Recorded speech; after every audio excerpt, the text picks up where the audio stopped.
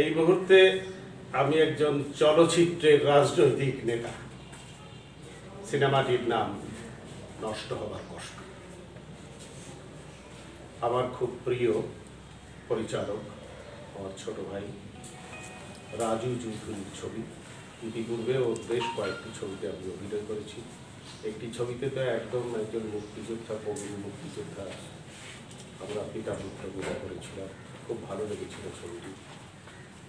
অস্ত্র ছেড়ে কলম অস্ত্র ছেড়ে কলম। এই ছবিটাও ভালো, বেশ কিছু বক্তব্য আছে মনে হচ্ছে, দেখা যাক কেমন হয়। ছবিটির প্রযোজক হিরো আলম, বুঝতেই পারছেন হিরো আলম প্রযোজক হলে তাহলে নায়কও হিরো আলম। ছবিটি আশা করি ভালো হোক। যে করেই হোক, হিরো আলমের অনেক জনপ্রিয়তা আছে, হিরো আলমের অনেক ভক্ত আছে এবং এইসব ভক্তগুলো একেবারে প্রান্তিক মানুষ, একেবারে রোড লেভেলের মানুষ। আমি জানি এ নিয়ে অনেকে হাসাহাসি করে, হাসাহাসি করার কিছুই নেই। হিরো আলমকে অসম্মান করারও কিছু নেই।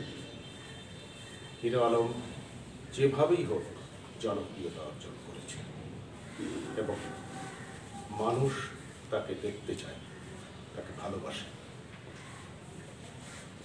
ছবিটি চললে আমি খুশি হব এবং দর্শকরা যদি সিনেমা হলে এসে সিনেমাটি দেখে, হিরো আলমের যারা ভক্ত তারাই যদি সিনেমাটি দেখে, তাহলে অনেক আশা করবে।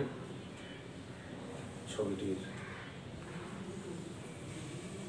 শুভ কামনা করে আমি আমার